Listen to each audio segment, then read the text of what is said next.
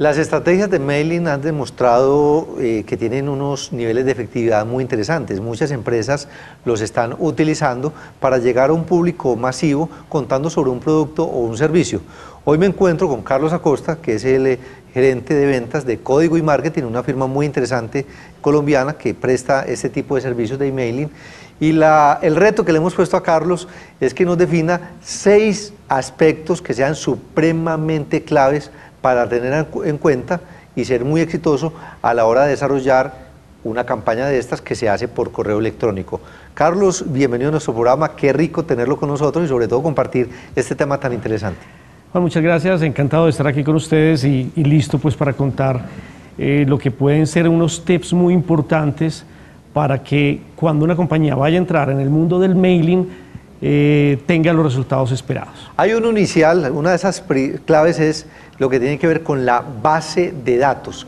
¿Qué debemos tener en cuenta ahí, Carlos? Muy importante, yo puedo tener una pieza muy bien diseñada, una estrategia muy clara, pero si no tengo una base de datos que esté actualizada, organizada, depurada, el correo no va a llegar a las personas que necesitan recibir ese tipo de mensaje. Entonces la campaña básicamente se pierde y los indicadores de efectividad se bajan a un 1%, un 2%, un 3%, y el indicador debe ser del 10% en adelante.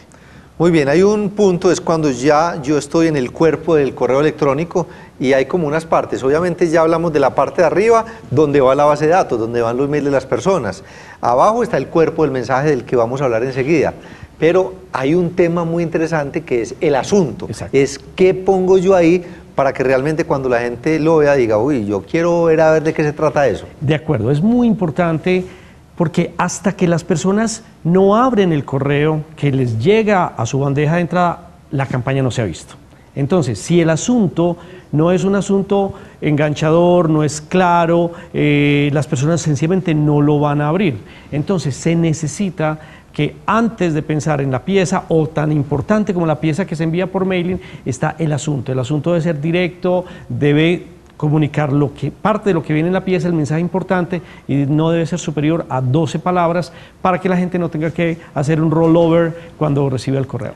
Tan importante como el contenido de ese mensaje, obviamente es la forma. Aquí estamos hablando del diseño gráfico, que sea impactante, que sea llamativo, que invite a leerlo.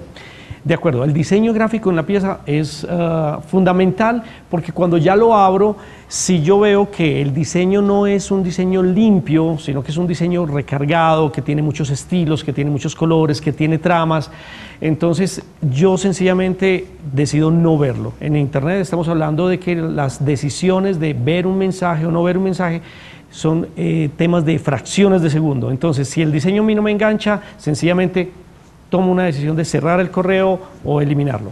Claro, ahí estábamos hablando del tema del diseño, la forma. Sí. Ahora vamos a hablar del contenido, lo que los publicistas y la gente de mercadeo llama el copy, o sea, es qué tipo de texto estoy poniendo yo ahí, cómo estoy invitando a las personas a comprar mi producto o mi servicio, qué es lo que estoy diciendo. En Internet no leemos mucho hasta que encontramos un mensaje que capta nuestra atención y ahí sí decido ampliar esa información. Entonces, si la pieza de entrada, cuando yo abro el cuerpo del mail, veo que el diseño está bien, pero que el texto es demasiado largo, yo decido o verlo más tarde, que es casi no volver a verlo, o sencillamente digo no tengo tiempo y lo elimino. Entonces, el texto, el copy de comunicacional o publicitario debe ser muy conciso con la información básica del qué, quién, cómo, cuándo, dónde y para qué, no más. Muy bien, ahora vamos con el tema de una ayuda que es muy importante, que es esa página de aterrizaje, que en el lenguaje técnico ustedes llaman la landing page. La landing page, bueno, sí. A ver, yo estoy acá, este es el mail, pero ¿a dónde me va a enviar? Donde yo reciba la información complementaria y donde inclusive pueda hacer hasta la compra. Claro que sí. Normalmente cuando yo abro el mail y debo hacer un clic para ampliar la información o para llegar a un formulario, para obtener pues, información adicional importante sobre un producto o un servicio, hay una caída de un 90%. Es decir, si 10 personas me abren el correo, solamente una va a hacer clic. Eso es una especie de métrica estándar en el mailing. Pero si cuando yo llego al landing page, a donde el clic me envía, y yo, este sitio se demora mucho en cargar, cuando llego tengo que empezar a buscar toda la información que yo quería en otro tipo de contenidos y hacer otro clic. En ese momento toda la tasa del CTR, la tasa de efectividad del clic, se pierde.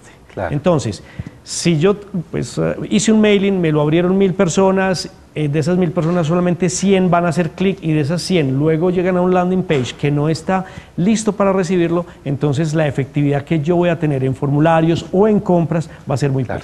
Ya usted lo mencionó, pero que es bueno que le demos un capítulo aparte como un sexto consejo clave para ser muy exitoso en una estrategia de mailing masivo.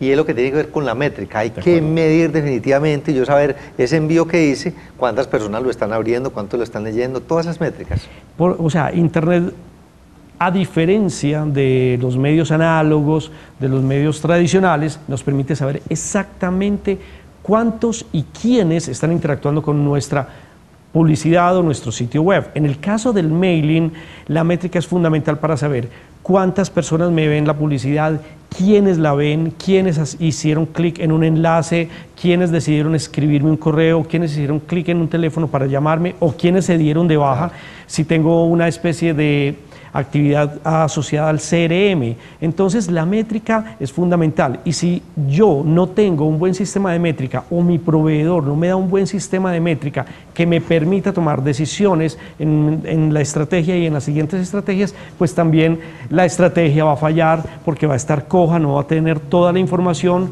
oportuna y completa. Carlos, ¿qué papel juega la marca? Porque obviamente uno dice, una marca más poderosa va a tener un nivel de receptividad mucho más alto, que si es una marca desconocida. A la marca desconocida es donde te toca jugar con un buen asunto, un buen diseño, o sea, contrarrestar esa debilidad que tiene de ser desconocida. Es como lo acabas de decir. Si yo tengo una marca nueva que no es conocida o es débil frente al mercado, necesito un asunto supremamente contundente para que compense la debilidad de la marca. Claro. Si tengo una marca conocida, puedo tener un buen asunto y entonces la apertura del mailing va a ser mucho mayor.